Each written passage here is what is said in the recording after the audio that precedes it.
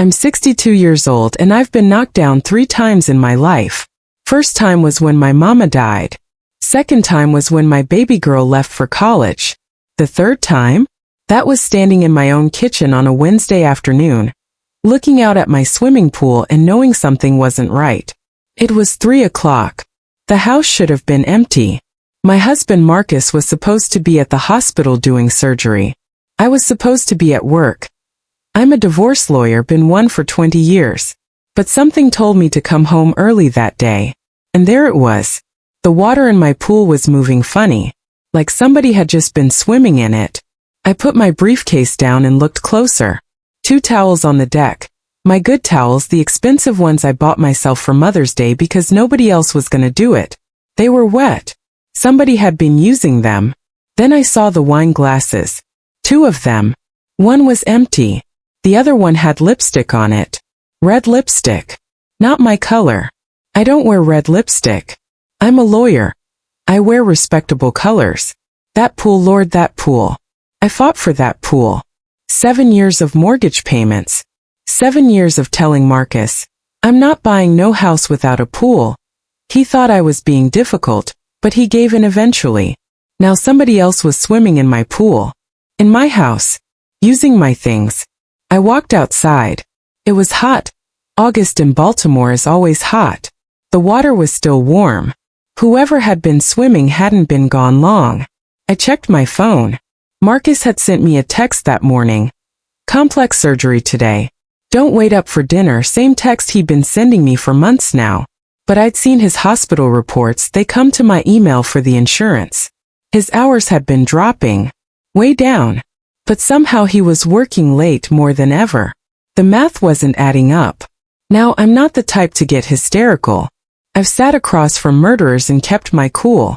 I've dealt with men who thought they could intimidate me. Not sadness. Not yet.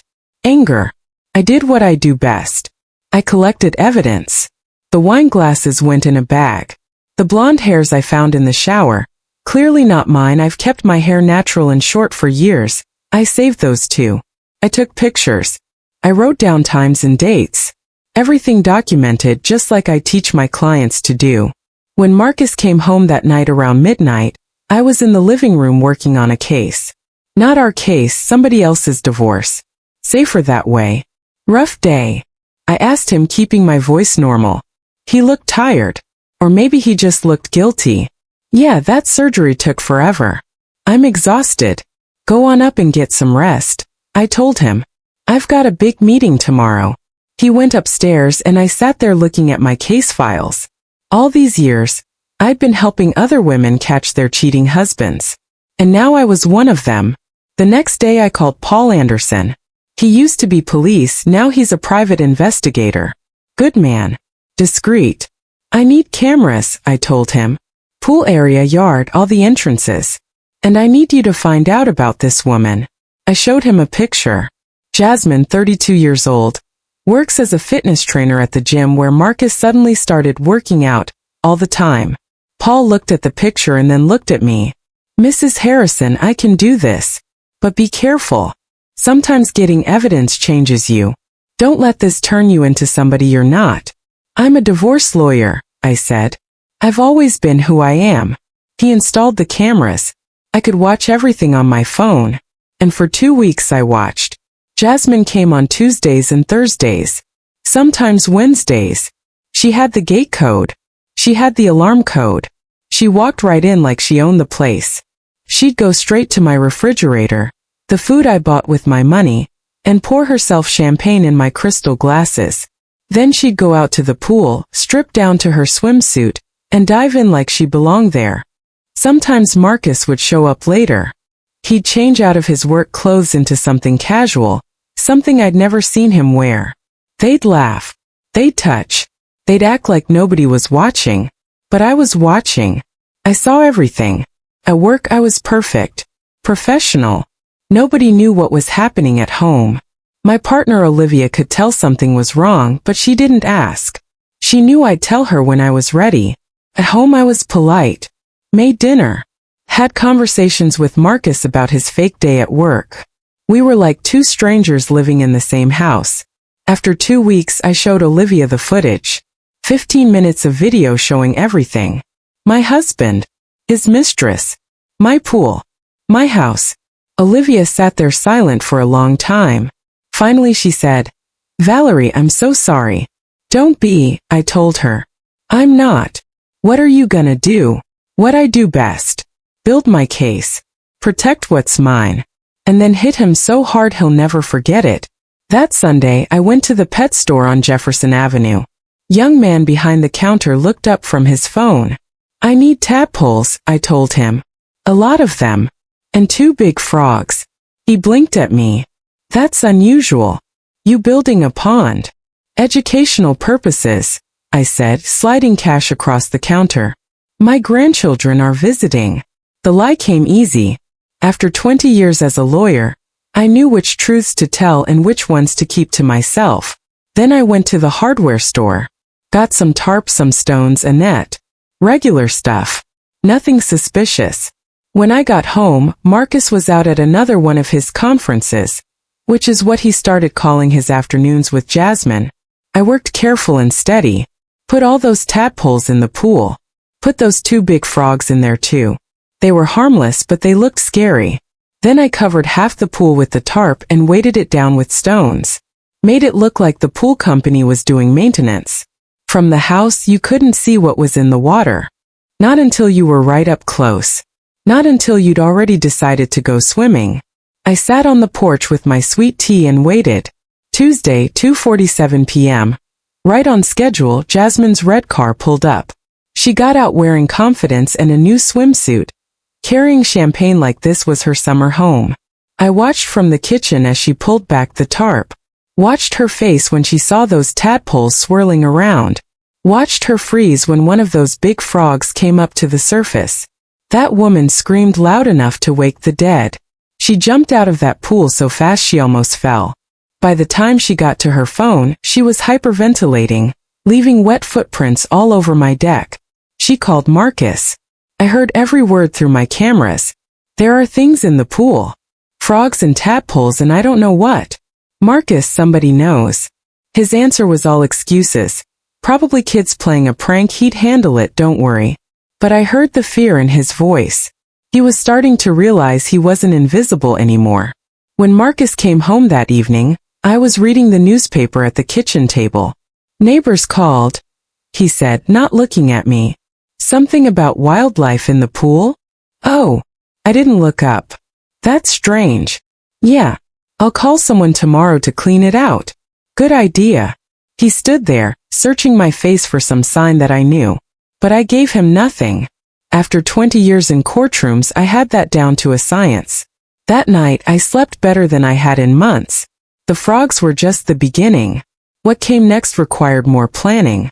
Wednesday morning, I called Gerald Morrison, old client of mine who owned an exotic pet business. I'd helped him in his divorce years ago. "Gerald, remember when you said you owed me a favor?" He laughed. "Valerie, you saved my business. I owe you more than one favor. I need water snakes. Non-poisonous, but they gotta look scary. Some turtles. And a small alligator, baby one, won't hurt nobody but looks dangerous." Long silence. Then, "When do you need them?" "Tomorrow." The next morning before sunrise, I stood at my pool with containers full of Gerald's creatures. I'd cleaned out the tadpoles and frogs the night before. Reset the scene. I let them go one by one. The snakes moved like ribbons through the water. The turtles paddled slow and steady. That baby alligator sank to the bottom, just its eyes showing. Then I covered half the pool again, made it look like maintenance and went to work. At 2:47 p.m. that red car showed up again. Jasmine had come back. Either she was brave or foolish or just thought she had a right to be there. I watched on my phone from my office. Olivia sat next to me, both of us silent. Jasmine pulled back the tarp, tested the water with her toe, smiled, and jumped in. She lasted maybe 30 seconds before the first snake brushed her leg. Her second scream was even better than the first. She thrashed toward the edge, bumped into a turtle, saw those alligator eyes watching from below, and completely panicked. By the time she pulled herself out, mascara running down her face. She was crying into her phone. I can't do this anymore. Your house is cursed or haunted or something. First frogs, now snakes and alligators. I'm done, Marcus. I'm done. I turned off the video and looked at Olivia. You really did it, she whispered. You terrorized that woman with reptiles. I took back what was mine, I said. There's a difference. Friday morning I woke up to rain. The house felt smaller, heavier. All the secrets pressing in. Marcus sat at the kitchen table, coffee getting cold, looking like a man who knew his time was up. We need to talk, I said. Val, I set my briefcase on the table, opened it like I was in court. I'm going to show you something. And you're going to listen. You don't get to speak until I'm done. Understand? He nodded. First folder. Pictures of Jasmine's car in our driveway. Jasmine entering our house. Jasmine in our pool. Marcus arriving. Marcus leaving.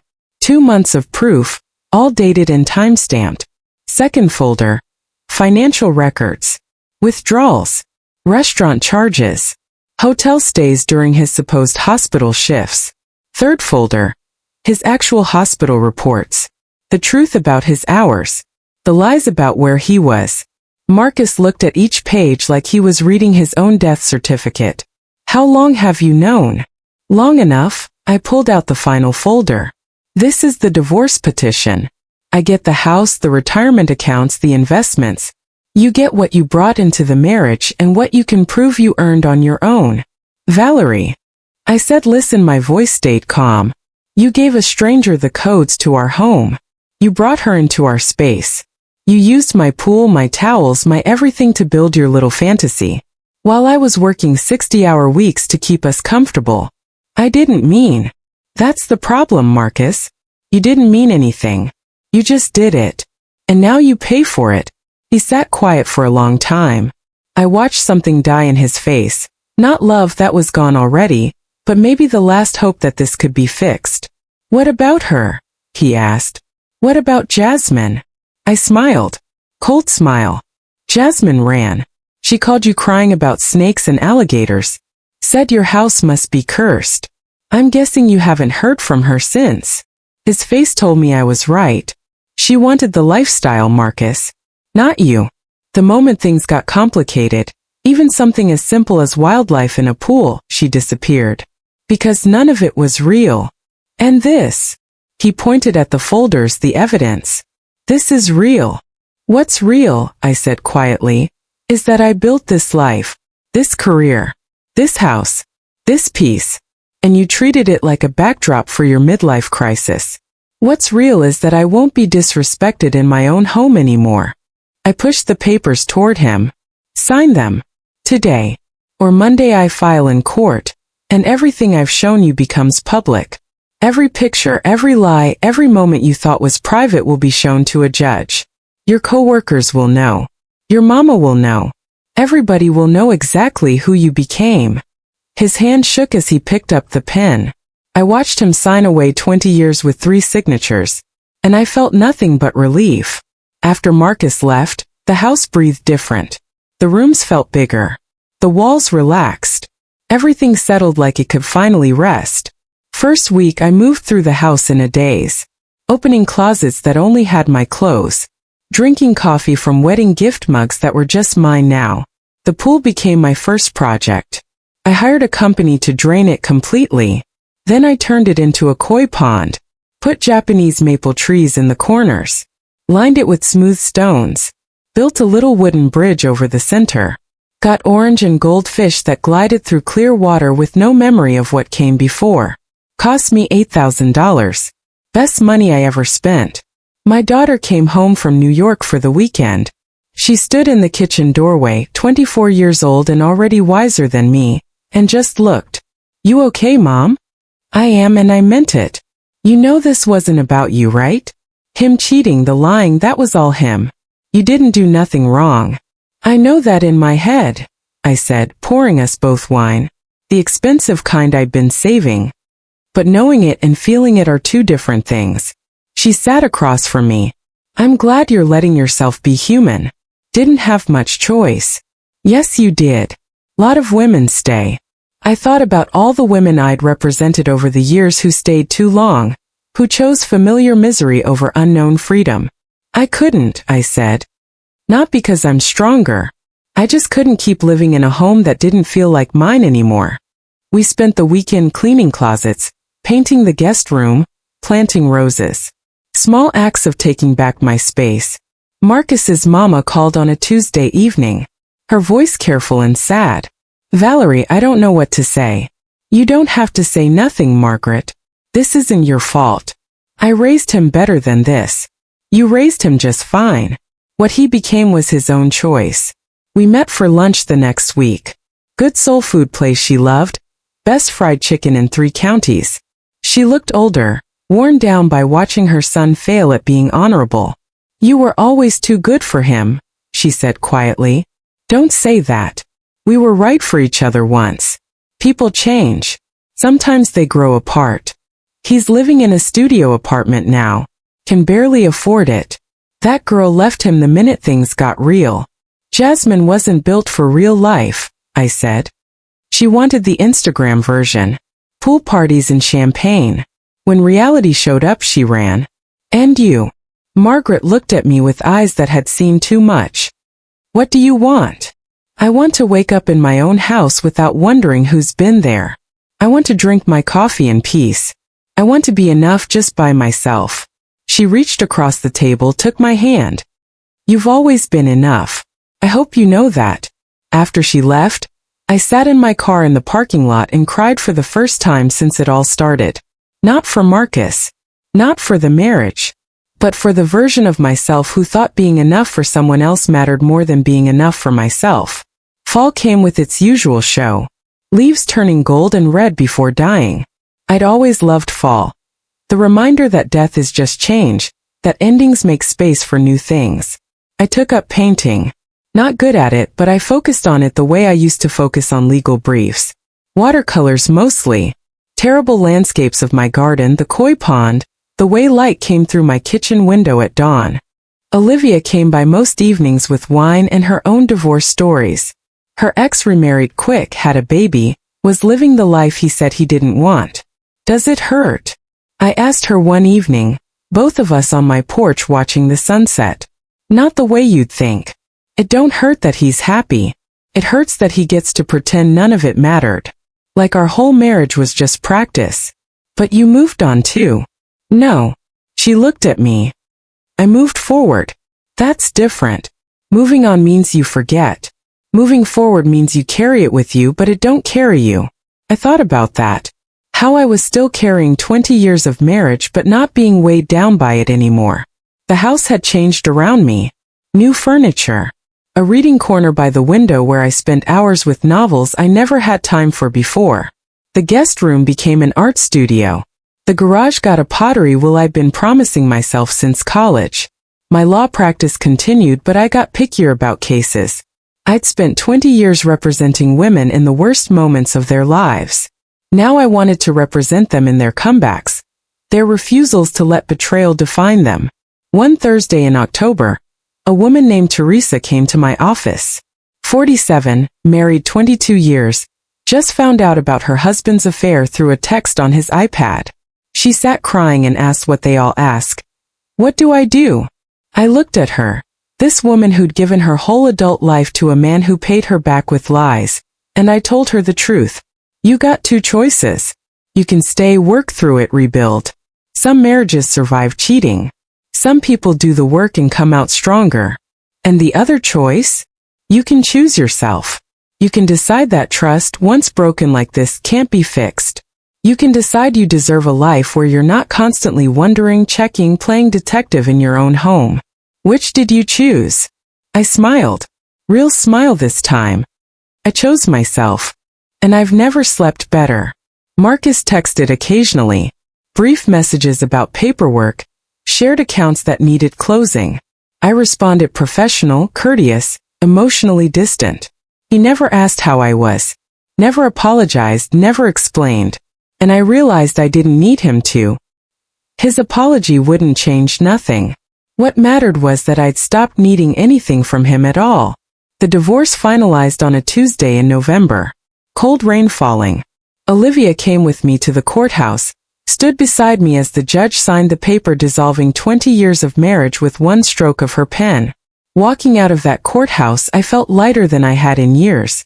Not happy, not yet, but unburdened. Free in the way that only comes from finally putting down something you've been carrying too long. Winter came gentle that year. Unusual for Baltimore.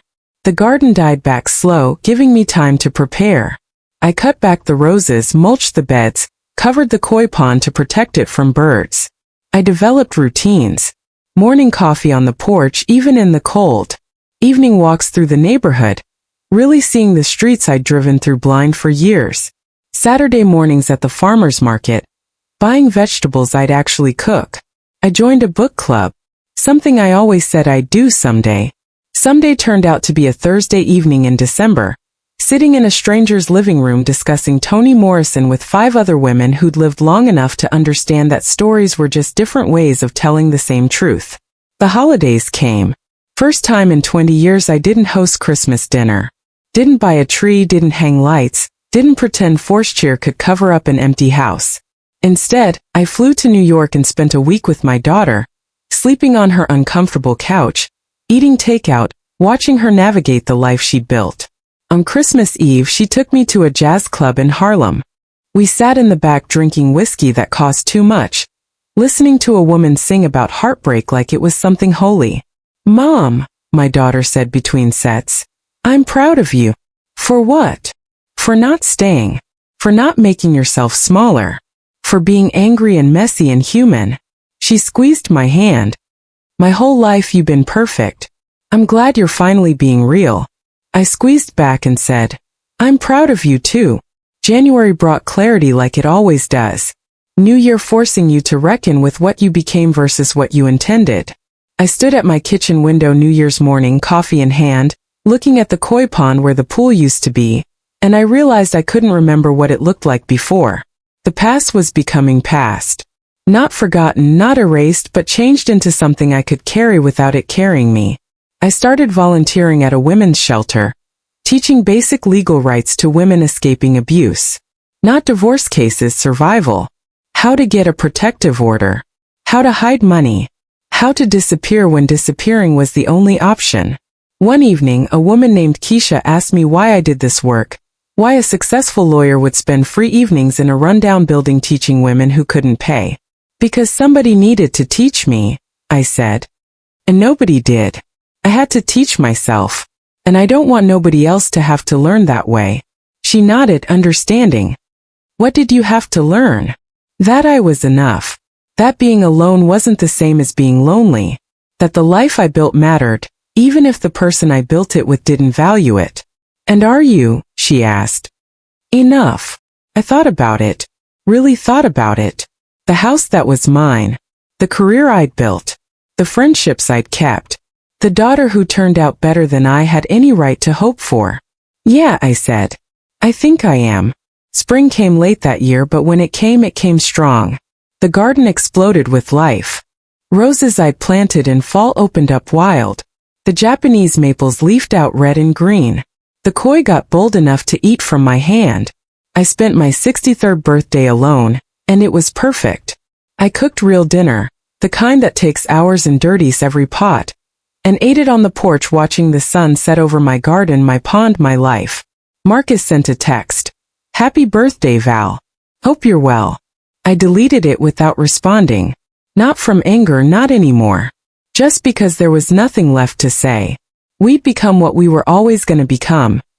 Two people who once loved each other and now didn't, who built something together and then tore it down. I'd stopped trying to understand why he did it. The why didn't matter anymore. What mattered was that I survived it. That I refused to be made small by it. That I took the pool, that symbol of everything I wanted and everything that got poisoned, and turned it into something new. The koi swam in endless circles, unbothered by history, living entirely in the present. I envied them that how they existed without memory, without regret, without constantly thinking about what might have been. But I wasn't a fish. I was a woman who'd spent 63 years becoming herself, who'd finally learned that becoming was never finished, that you could spend your whole life growing into the person you've been all along. Late that night, after the sun set and the garden went dark, I sat by the pond with wine and thought about all the women who'd sat in my office over the years. All their stories of betrayal and heartbreak. All their questions about what to do, how to survive, whether they could. I told them to document everything, protect their money, think strategic. I taught them to fight with law and logic. But what I wish I'd told them, what I finally understood, was simpler. You will survive this. It's gonna hurt worse than you can imagine. You'll have days when you question everything, when loneliness feels like drowning, when you wonder if you made the wrong choice. But you will survive. And on the other side, you'll find something you didn't know you were looking for. Yourself. Not the self you were before. Not the wife, the partner, the woman who defined herself through somebody else's eyes. But the self that was always there, waiting patient for you to clear away the mess and make room for her to grow. I sat there till the wine was gone and the stars had shifted, listening to the gentle splash of koi in the darkness, and I made myself a promise. I would never again mistake someone else's presence for my own completeness. I would never again build a life so tangled up with another person that I couldn't tell where I ended and they began. I would be whole. Not half of something. Not incomplete. Whole. The pool had told its truth. The water that once held secrets now held only fish and lily pads, and the reflection of a sky I'd stopped noticing years ago. The woman who stood at that kitchen window watching ripples move across the surface. She was gone now, changed by the same forces that destroyed her marriage. In her place stood someone harder, yes, but also somehow softer. Someone who'd learned that strength wasn't about never breaking, but about what you built with the broken pieces. I went inside as the first raindrops started falling. Cleaned my glass. Checked the locks. Climbed the stairs to a bedroom that was entirely mine. The sheets were white cotton, expensive, the kind I always wanted. The walls were painted soft gray, I chose myself. The books on the nightstand were books I actually read. Everything in this house was mine now.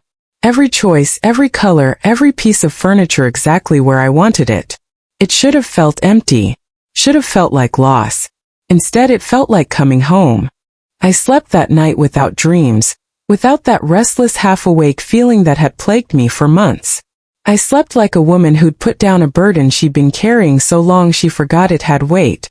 And when I woke to birdsong and early morning light, I lay there just breathing, just being, just existing in a space that asked nothing of me except that I be myself. It was enough. I was enough. The pool had told its story and I had survived it. That was all the testimony anybody needed. This story is for every woman who has ever stood at her kitchen window and known, in that terrible moment of clarity, that her life wasn't what she thought it was. For those who chose to stay and those who chose to leave. For those who fought and those who fled. For those who turned their pools into gardens and their heartbreak into something they could carry. You are enough. You have always been enough. And if nobody has told you that today, let me be the first. Your survival isn't just proof of your strength. It's proof of the truth that you were never less than whole to begin with. The water may ripple. The ground may disappear beneath your feet. But you remain. Dear friends, thank you so much for listening to this story all the way to the end. I truly appreciate your time and attention. If this story touched your heart, if it made you think or remember something important from your own life, please hit that like button. It really helps the channel grow and share stories like this with more people who need to hear them. And make sure you subscribe to the channel if you haven't already. There will be many more stories here about strength, dignity, and how women find themselves even in the hardest moments of life. Share this video with someone who might need to hear it. Maybe you have a friend, a sister, a daughter, or someone you know who needs to hear that she is enough, just as she is. Leave a comment and let me know what you think. Your stories and thoughts matter. We're all here to support each other. Until next time, my dear friends, take care of yourselves and remember, you are enough. You have always been enough. With love and respect. Your channel.